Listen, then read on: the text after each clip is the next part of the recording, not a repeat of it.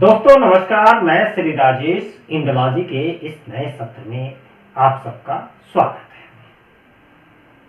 आज हम बात कर रहे हैं उस तकनीक की जो हमारे समय की सबसे बड़ी क्रांतिकारी शक्ति बन चुकी है और वह है आर्टिफिशियल इंटेलिजेंस अर्थात एआई। यह सिर्फ एक तकनीक नहीं है बल्कि एक ऐसा युगांतकारी बदलाव है जो हमारे जीवन के हर पहलू को प्रभावित कर रहा है।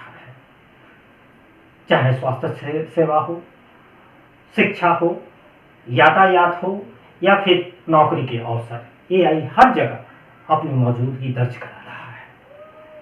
लेकिन दोस्तों, इस बदलाव का वैश्विक परिदृश्य भी उतना ही दिलचस्प है।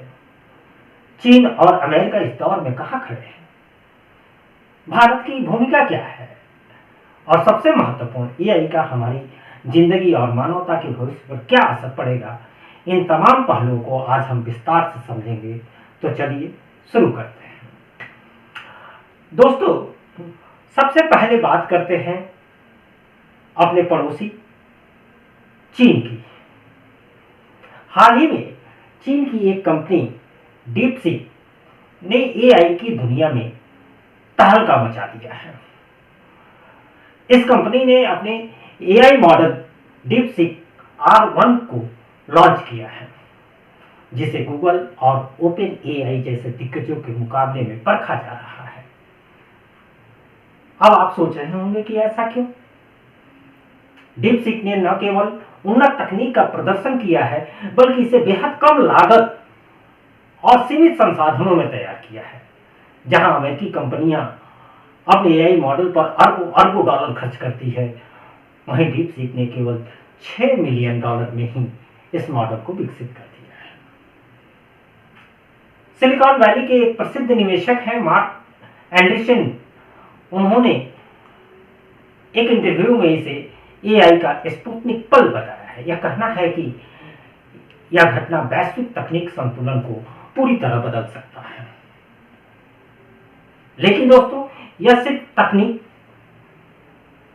तक ही सीमित नहीं है।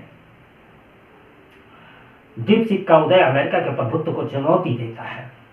यह न केवल क्रांतिकारी बदलाव है, तकनीकी प्रतिस्पर्धा है, बल्कि आर्थिक और राजनीतिक खेल का भी एक हिस्सा है। सोचिए, निवेडिया जैसी बड़ी कंपनी जो एआई के लिए जरूरी चिप्स बनाती है, उसके शेयरों में 70% की गिरावट आ गई। कंपनी का बाजार मूल्य $600 अरब अचानक कम हो गया। ये घटनाएं बताती है कि चीन इस उपलब्धि ने अमेरिका को एकदम से हिलाकर रख दिया है। तो क्या चीन एआई में अमेरिका को पछाड़ देगा? अभी ये कहना जल्दबाजी होगी। यह सवाल हर किसी के दिमाग में है। लेकिन दोस्तों, जहां चीन तेजी से आगे बढ़ रहा है, वहीं भारत भी इस दौर में पीछे नहीं है। आइए अब भारत की बात करते हैं। चीन की एआई उपलब्धियों के साथ साथ भारत का दृष्टिकोण भी दुनिया में चर्चा का केंद्र बना हुआ है। भारत ने एआई को केवल तकनीकी क्षेत्र के रूप में ही नहीं बल्कि सामाजिक और आर्थिक सुधार का एक साधन बना रखा है। अपने देश में नेशनल आर्टिफिशियल इंटेलिजेंस स्ट्रेटेजी के तहत एआई का उपयोग शिक्षा, स्वास्थ्य, कृषि और स्मार्ट सिटी जैसे क्षेत्रों में किया जा रहा है। एक दिलचस्प तथ्य यह है कि जिस तरह से चीन ने डीपसीक जैसी किफायती एआई मॉडल विकसित किया है, उसी तरह भारत में किफायती और सुलभ तकनीक के जरिए एक से एक विज्ञान और तकनीक के क्षेत्र में कार्य करके दिखाने के लिए जाना जाता है। हमारे मंगलयान और चंद्रयान मिशन इसका उदाहरण है। भारत का दृष्टिकोण मुख्य रूप से 4 बातों पर आधारित है। पहला, समावेशी विकास। इसके तहत एआई के लाभ समाज के हर वर्ग तक पहुंचे। दूसरा, किफायती समाधान। ऐसी तकनीक तैयार करना जो विकासशील देशों के लिए उपयुक्त हो। तीसरा, नैतिक दृष्टिकोण। एआई का उपयोग जिम्मेदारी और नैतिकता के साथ किया जाए। और चौथा और आखिरी, मानवीय मूल्यों पर ध्यान देते हुए तकनीक को मानवता के भले के लिए उपयोग किया जाए, न कि इसके लिए खतरा बना जाए। यह दृष्टिकोण न केवल भारत को तकनीकी दौर में शामिल करता है, बल्कि इसे मानवीय मूल्यों का ध्वजवाहक भी बनाता है। अब सवाल उठता है कि एआई इन लाभों के साथ तो हमारे सामने है, लेकिन इसके जोखिम क्या है? क्या यह तकनीक हमारे लिए वरदान बनेगा या यह नए खतरों को जन्म देगा? आइए इस पर भी चर्चा कर लेते हैं। वास्तव में एआई के विकास में जितनी संभावनाएं हैं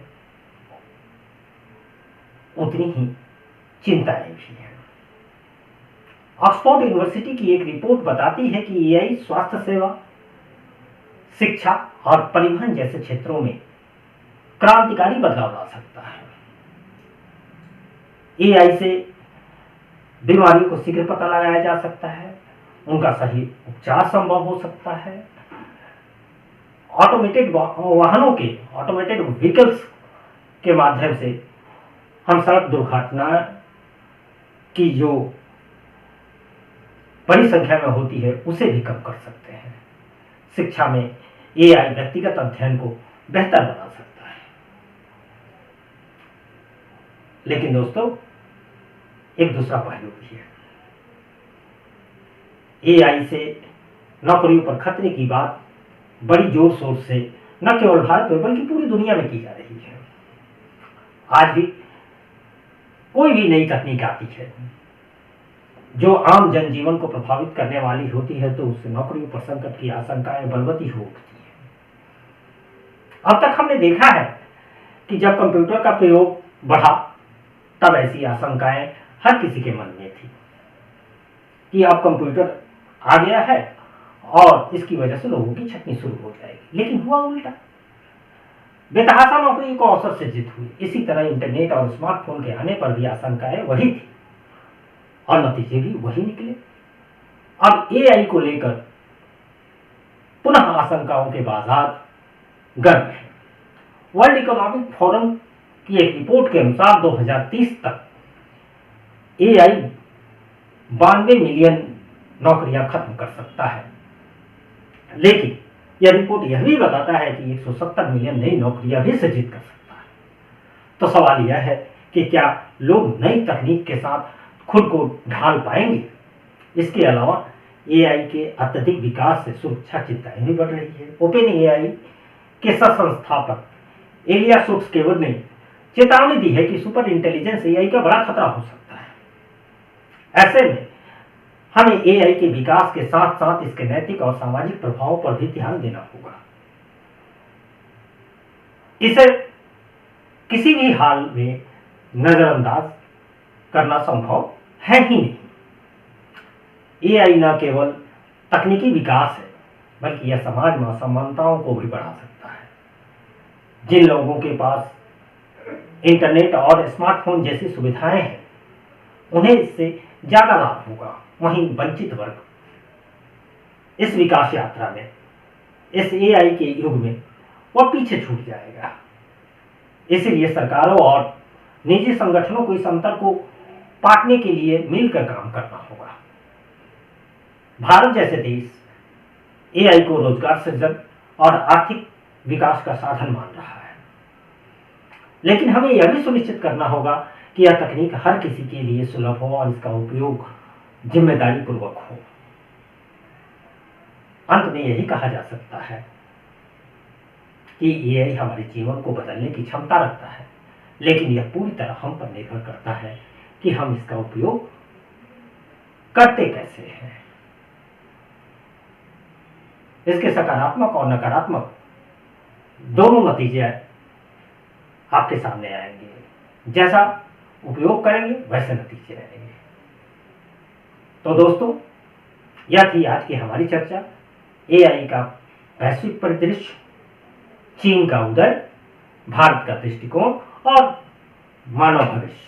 आर्टिफिशियल इंटेलिजेंस एक नई क्रांति है, लेकिन यह हमें तय करने का मौका देती है कि हम इसे किस दिशा में ले जाना चाहते हैं। हमें इसे मानवता की भलाई के लिए उपयोग करना होगा, न कि इसके लिए खतरा बनने देना होगा। आपके क्या विचार हैं? हमें कमेंट में जरूर बताएं।